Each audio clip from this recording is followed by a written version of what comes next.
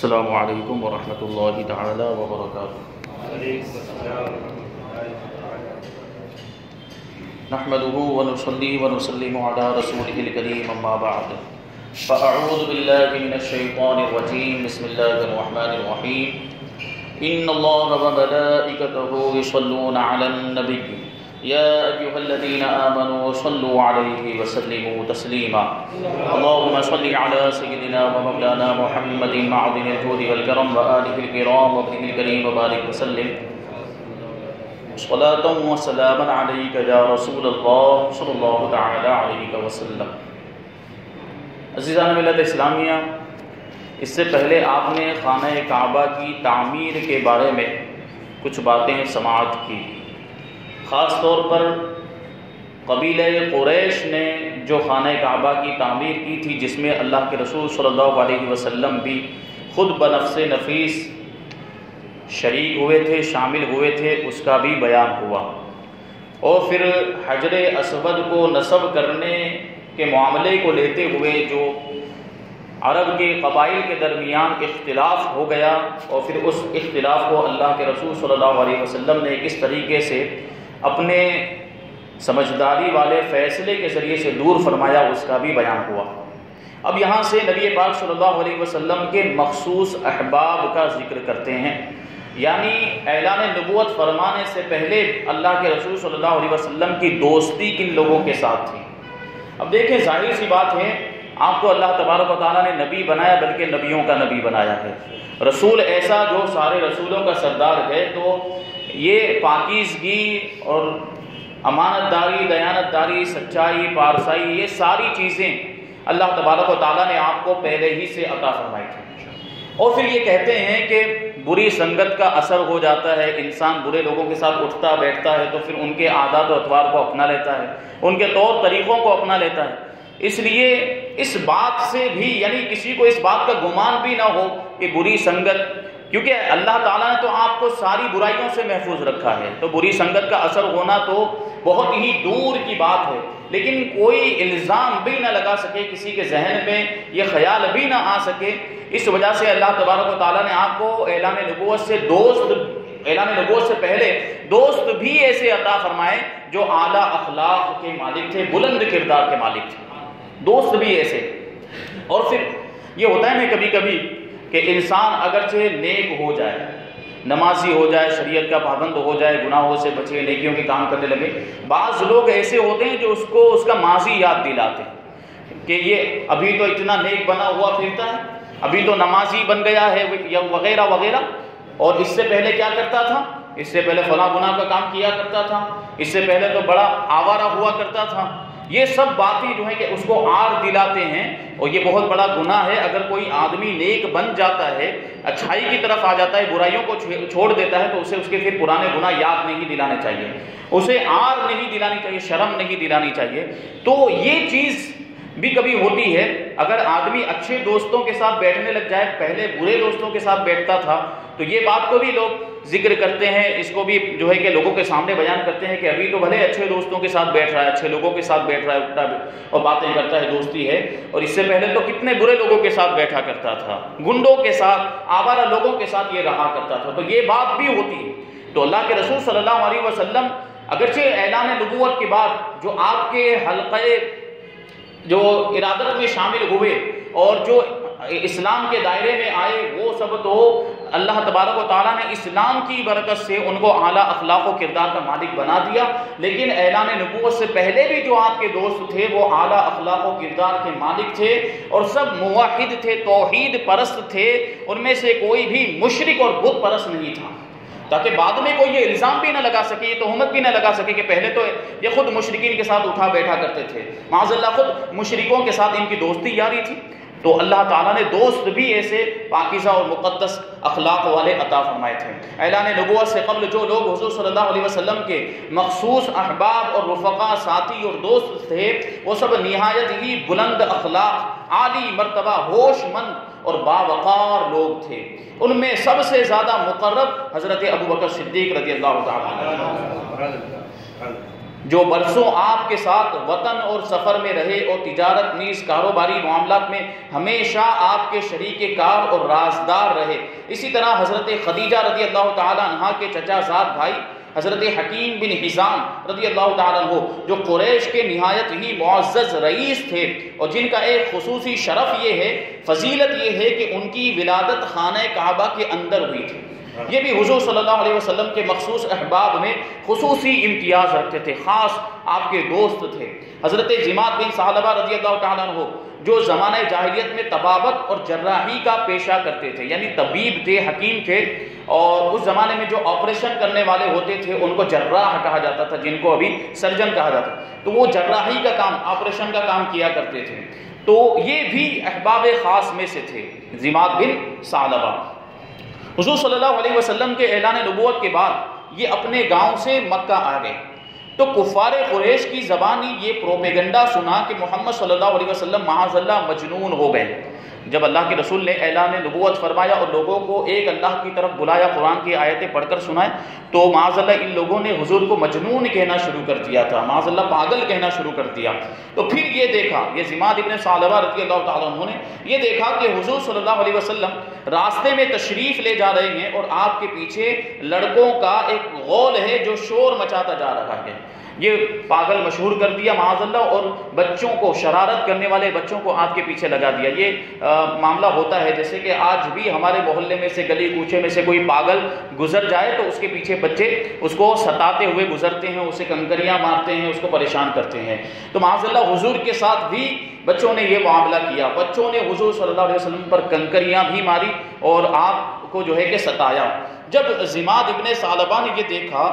تو ان کو بھی شبہ پیدا ہو گیا، جبکہ یہ آپ کے پہلے ہی سے دوست تھے۔ جماد ابن ثعلبہ اعلان نبوت سے پہلے ہی سے آپ کے دوست تھے، تو آپ کو بھی کچھ شبہ ہو گیا کہ معاذ اللہ کیا آپ کو واقعی جنون کا کوئی اثر ہو گیا، اور پرانی دوستی کی بنا پر ان کو انتہائی رنج و غم ہوا اور دلی پریشانی ہوئی، بے قراری۔ چنانچہ یہ حضور صلی اللہ علیہ وسلم کے پاس آئے اور کہنے لگے کہ اے محمد صلی اللہ علیہ وسلم، میں طبیب ہوں، ڈاکٹر ہوں اور جنون کا علاج کر سکتا ہوں۔ یہ سن کر حضور صلی اللہ علیہ وسلم نے خدا کی حمد و ثنا کے بعد چند جملے ارشاد فرمائے جن میں قرآن کی آیتیں بھی تھی، جن کا حضرت جماد ابن ثعلبہ رضی اللہ تعالیٰ عنہ کے قلب پر، ان کے دل پر اتنا گہرا اثر ہوا کہ وہ فوراً ہی کلمہ پڑھ کے مسلمان ہو گئے۔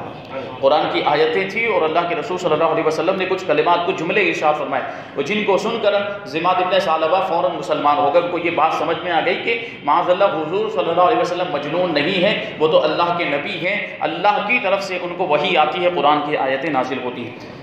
تو یہ جماد ابن ثعلبہ بھی حضور کے دوستوں میں سے تھے۔ حضرت قیس ابن سعید مخزومی رضی اللہ تعالیٰ عنہ تجارت کے کاروبار میں آپ کے شریک کار رہا کرتے تھے، تجارت میں، معاملات میں آپ کے ساتھ وہ آپ کی مدد کیا کرتے، اور آپ کے ساتھ ہی وہ کہیں سفر میں جانا ہوتا، کہیں سامان تجارت بیچنے کے لیے کہیں دوسرے علاقے میں جانا ہوتا تو آپ کے ساتھ ہوتے حضرت قیس ابن سعید، اور آپ کے گہرے دوستوں میں سے تھے۔ اور یہ کہا کرتے تھے کہ حضور اقدس صلی اللہ علیہ وسلم کا معاملہ اپنے تجارتی شرکاء کے ساتھ، جو تجارت میں ان کے ساتھ شریک ہوا کرتے تھے، ان کے ساتھ حضور کا معاملہ ہمیشہ نہایت ہی صاف ستھرا رہتا اور کبھی بھی کوئی بھی جھگڑا پیش نہیں آتا تھا۔ اس طریقے سے حضور معاملات کو طے کیا کرتے تھے کہ جھگڑے کی نوبت ہی نہیں آتی تھی۔ یہ شان تھی حضور صلی اللہ علیہ وسلم کی۔ عرب میں اگرچہ ہر طرف شرک پھیل گیا تھا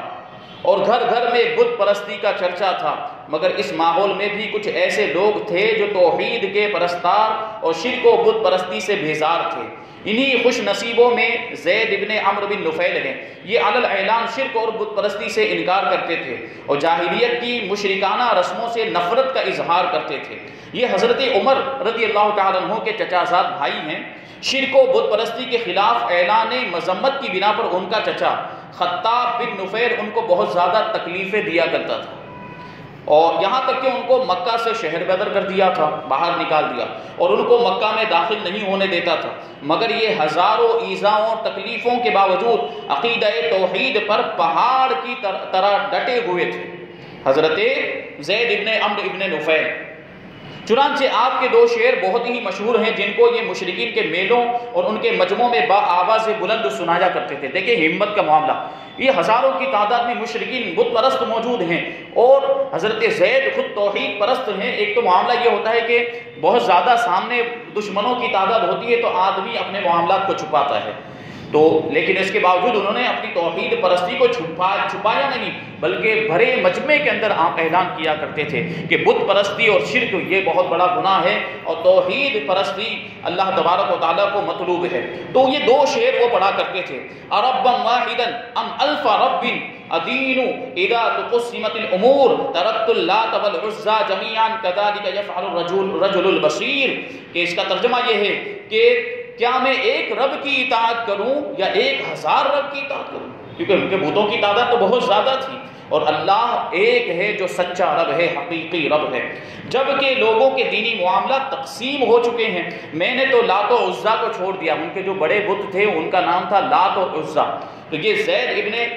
عمرو نفیل کہتے تھے کہ میں نے تو لات و عزا کو چھوڑ دیا ہے، اور ہر بصیرت والا آدمی یعنی ہر سمجھدار آدمی ایسا ہی کرے گا، یعنی ایک خدا کو پوجے گا، ایک خدا کی عبادت کرے گا، لیکن اتنے سارے معبودان باطلہ کی ہرگز وہ پرستش نہیں کرے گا، اس کی عبادت نہیں کرے گا۔ یہ مشرکین کے دین سے متنفر ہو کر دین برحق کی تلاش میں ملک شام چلے گئے تھے کہ سچا دین کون سا ہے، اس کی تلاش میں نکلے اور ملک شام پہنچے۔ وہاں ایک یہودی عالم سے ملے، پھر ایک نصرانی پادری سے آپ کی ملاقات ہوئی، اور جب آپ نے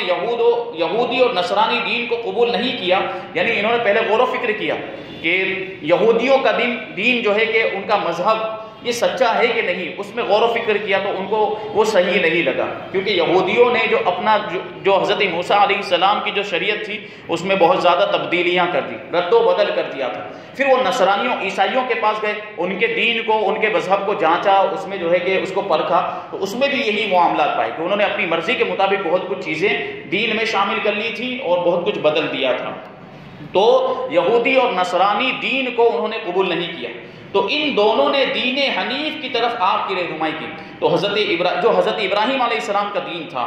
اور ان دونوں نے یہ بھی بتایا کہ حضرت ابراہیم علیہ السلام نہ یہودی تھے نہ نصرانی تھے، اور وہ ایک خدائے واحد کے سوا کسی کی عبادت نہیں کرتے تھے۔ یہ سن کر زید ابن عمرو بن نفیل ملک شام سے مکہ واپس آئے اور ہاتھ اٹھا کر مکہ میں بآواز بلند یہ کہا کرتے تھے کہ اے لوگو گواہ رہو کہ میں حضرت ابراہیم علیہ السلام کے دین پر ہوں۔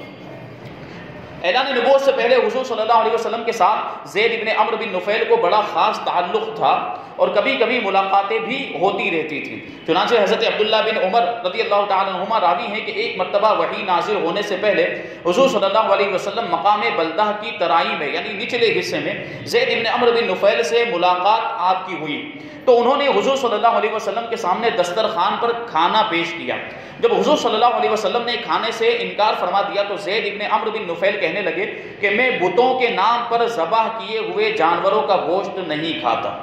یعنی اللہ کے رسول نے پرہیز کے احتیاط کے طور پر کہ کہیں یہ بتوں کے نام پر ذبح کیا ہوا گوشت تو نہیں ہے، تو اس وجہ سے حضور نے انکار کیا تھا۔ تو حضرت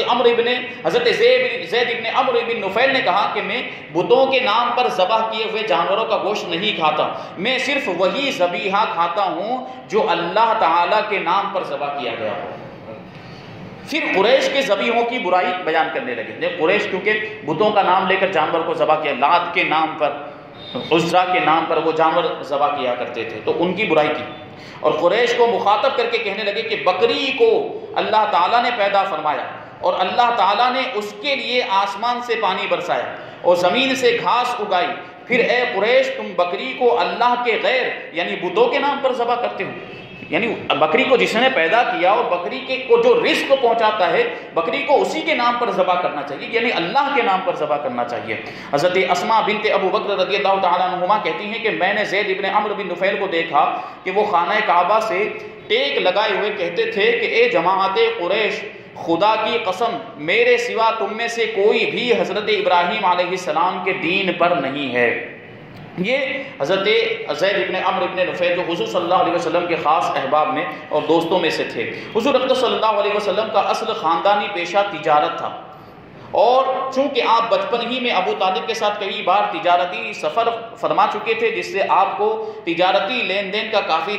تجربہ اور ایکسپیرینس حاصل ہو چکا تھا، اس لیے ذریعہ معاش کے لیے آپ نے تجارت کا پیشہ اختیار فرمایا اور تجارت کی غرض سے شام و بصرہ اور یمن کا سفر فرمایا، اور ایسی راست بازی، سچائی اور امانت داری، دیانت داری کے ساتھ آپ نے تجارتی کاروبار کیا کہ آپ کے شرکائے کار جو آپ کے ساتھ میں مل کر کاروبار کیا کرتے تھے اور تمام بازار والے آپ کو امین یعنی امانت دار کے لقب سے پکارنے لگے۔